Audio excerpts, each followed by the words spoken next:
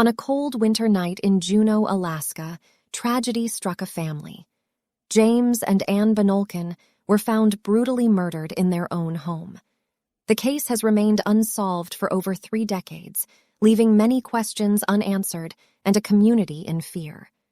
The investigation revealed that the killer had left behind DNA evidence that was collected from the crime scene, but at the time, DNA analysis was not advanced enough to identify the perpetrator. Over the years, as technology improved, there have been attempts to retest the evidence, but with no success. The murders had a profound impact on the community, and several suspects emerged over the years, but the case remained cold. Even today, the case still haunts the people of Juneau, as they wonder who could have committed such a heinous crime. The case of James and Anne Benolken is one of the most perplexing and haunting unsolved mysteries in Alaskan history. The details of the crime and the ongoing investigation have captured the attention of true crime enthusiasts around the world. In this video, we will delve deeper into the case, exploring the evidence, suspects, and theories surrounding this tragic event in hopes of shedding light on this mystery and finding justice for the victims. Before we go further, please give the video a like. That really helps with the algorithm. I apologize for putting this in the middle of the video, but the channel has stopped growing recently. Juneau, Alaska is a place that exudes an air of mystery and intrigue. The city sits nestled between mountains and glaciers, shrouded in mist and fog. Its isolation from the rest of the world, accessible only by boat or plane, adds to its mystique. The city's history is one of gold rushes, Native American legends, and tales of disappearances. It's said that the spirit of a Tlingit woman wanders the streets at night, searching for her lost child. Some locals claim to have seen her, a ghostly figure in traditional dress, disappearing into the mist. Juneau's landscape is dotted with abandoned mines, ruins of a bygone era when men sought to strike it rich in gold. The ghost town of Treadwell, now a popular hiking spot, is said to be haunted by the spirits of the miners who perished in a tragic accident in 1917. But it's not just the past that haunts Juneau. The city has its share of unsolved crimes. Despite its enigmatic reputation, Juneau is also a city of stunning natural beauty. Its glaciers and mountains are awe-inspiring, and the wildlife is abundant. The waters surrounding the city are home to humpback whales, orcas, and seals, and bald eagles soar overhead. In Juneau, the line between reality and myth blurs, and the city's mysteries continue to captivate and intrigue visitors and locals alike. On April 13, 1982, Martha, a Juneau resident, discovered broken glass in her neighbor's apartment window. She also noticed a terrible smell emanating from the apartment and called the building manager, Priscilla.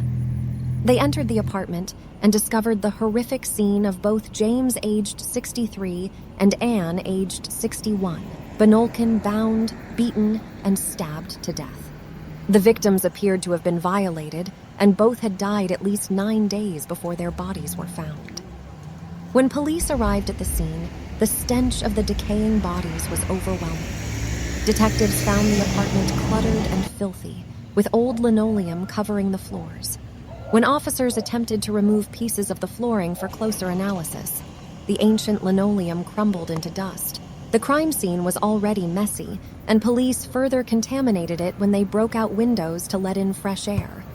An Alaska State Trooper crime scene analyst aided in processing the scene, but surprised detectives when he dusted an ashtray for fingerprints and then flushed the cigarette butts it contained down the toilet, potentially destroying crucial evidence. The Benolkens' apartment consisted of a kitchen, a living room bedroom, and a bathroom, and the murders occurred in the living room bedroom. Anne Benolken lay on a mattress on the floor, bound with yarn and scarves. The killer had beaten and stabbed her numerous times, and blood spatter surrounded her body on the floor and splashed 6 to 7 feet up the walls.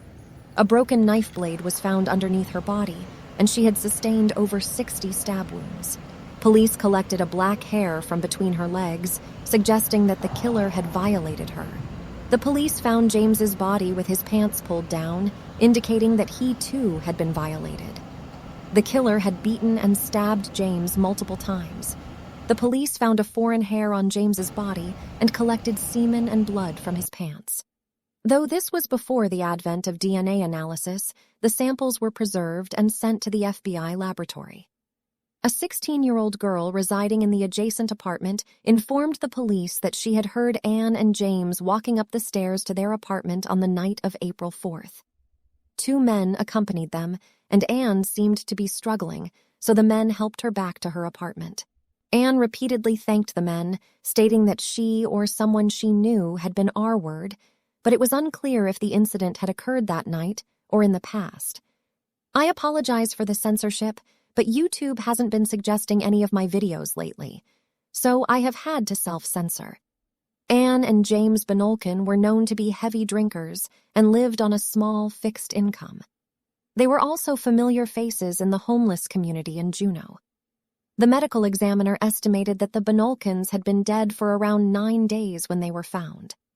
Although this was only an approximation, the police concluded that they were murdered on April 4th, shortly after they were last seen. The paper bag that held the wine bottle was the most promising lead in the case. A clear fingerprint on the bag led authorities to 20-year-old Newton Lambert. Lambert had fetal alcohol syndrome, a seizure disorder, and struggled with alcoholism. Lambert claimed to have no idea how the bag ended up there, but detectives had reason to believe he was in the area on the night of the murders. Lambert had gone on a drug and alcohol binge to celebrate his 20th birthday, and his friend, Gary Moses, confirmed that he had been asked to lie about Lambert's whereabouts on the night in question. Further investigation revealed that Lambert had been treated for an arm wound at an emergency room the day after the murders, and he had also bought a new knife shortly after the killings. When re-interviewed by police, they used the Reed interrogation technique, which can be coercive and has led to false confessions in the past. Lambert never admitted to killing the Benolkens, but made statements that were incriminating. He claimed to have had a seizure in the apartment and saw flashes of red, heard voices, and woke up in the bathtub with the bodies nearby. He even suggested that he might have killed them. The statements made by Lambert during his interrogations raised questions about his involvement in the murders. Did he assault and murder the Benolkens, or did he have a seizure while someone else committed the crimes? While investigators were focused on Newton Lambert as a suspect in the Benolken murders, another repeat criminal offender in Juneau, Emmanuel Tells, reportedly boasted to friends that he had killed the couple. As the last witnesses had seen the Benolkens in the company of 2 black-haired men, detectives thought they had found the perpetrators, as both Tellas and Lambert had black hair. The trial of Newton Lambert started in late 1983. The prosecution presented Lambert's fingerprint on the paper bag found in the apartment, the broken knife blade found under Anne's body, coupled with the fact that Lambert had bought a new knife a few days after the murders, and the black hair retrieved from between Anne Benolken's legs as physical evidence. Additionally, Lambert had received treatment for an arm injury at a hospital emergency room around the same time as the murders. Gary Moses, Lambert's friend, testified that Lambert had asked him to lie about his whereabouts on April 4th, when the police suspected the Benolkens were killed. The prosecution called FBI agent Michael Malone, who claimed to be an expert in hair analysis, to testify regarding the black hair found on Anne Benolken's body. Malone claimed that the hair almost certainly belonged to Newton Lambert, and this testimony became some of the most damning evidence presented during the trial.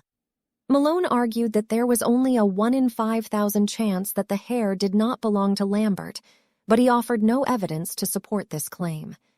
In 1993, Dr. Frederick Whitehurst, an FBI laboratory employee, accused Agent Michael Malone and 13 other laboratory employees of fabricating evidence, lying at trials to help the prosecution, and poor work practices.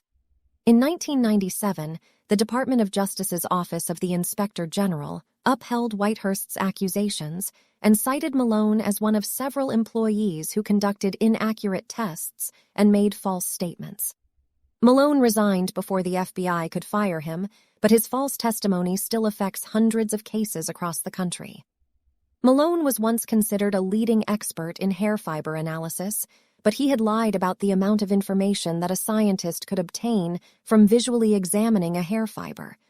Prosecutor Svobodny relied heavily on FBI agent Malone's testimony during his closing argument, but it's unclear how much Malone's false statements swayed the jury. Despite being found not guilty of the assault and murder of James Benolken, Lambert was convicted of violating and murdering Anne Benolken and was sentenced to 99 years in prison. However, the jury found Emmanuel Tells not guilty of killing Anne and James Benolken due to a lack of confession or physical evidence placing him at the crime scene. After Tellis's acquittal, he was arrested several times over the next few months for misdemeanors such as criminal trespass, disorderly conduct, and assault. Tellis served 9 months for the assault charge. 2 weeks after Tellis's release, he was shot and killed by Victor Johnson, a former high school classmate and friend. Johnson had entered the cafe where Tellis was drinking coffee, ordered toast and coffee, then left and returned with a rifle. He approached Tellis and quietly said, "Say your last words before you die," before shooting him. People who knew Tellis predicted his untimely death after his acquittal, with some suggesting that he had been feared and that there was no place for him in town anymore. Johnson did not provide any reason for murdering Tellis, but when asked if Tellis had confessed to him about killing the Benolkens, Johnson said he had not, but could see the guilt on Tellis's face. In 2012, Newton Lambert's attorney filed a motion for post-conviction relief under a new state law, requesting DNA testing of the preserved semen and blood samples collected from James Benolken's pants and sweatshirt. However, there were 2 significant hurdles that Lambert had to overcome. Firstly, to be eligible for post-conviction relief, the defendant must maintain their innocence. But Lambert repeatedly claimed he had no memory of what happened or if he was present during the murders. The second problem with the motion was that the semen and foreign blood stains were collected from James Benolken, and Lambert had been acquitted of his assault and murder. Even if the DNA results did not match Lambert's DNA, he could not be exonerated for the assault and murder of Anne Benolken. However, Lambert's attorney argued that if the blood and semen belonged to someone other than Lambert or Tellis, they could be run through CODIS, the National Criminal DNA Databank. This might lead to the arrest of a 3rd or 4th person who could confess to being involved in the killings, shedding light on Lambert's role. The Alaska Court of Appeals ultimately denied Lambert's motion to test the DNA, but Judge Marjorie Allard stated that the state should still consider testing it, as the results might help solve some of the questions surrounding the murders. If the results matched DNA profiles in CODIS, they could potentially identify and prosecute previously unknown perpetrators.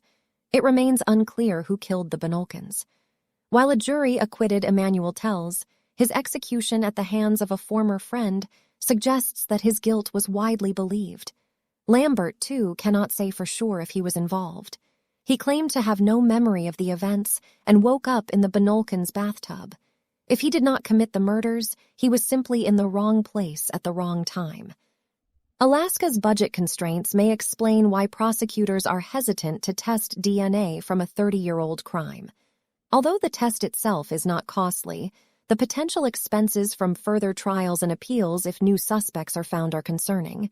However, the results could potentially solve the mystery of who killed James Benolken. Was it Emmanuel Tells, Newton Lambert, or someone else? Who do you think killed James and Anne Benolken? Let me know in the comments below. I would love to hear what you have to say. Till next time. Signing off. This has been Christina.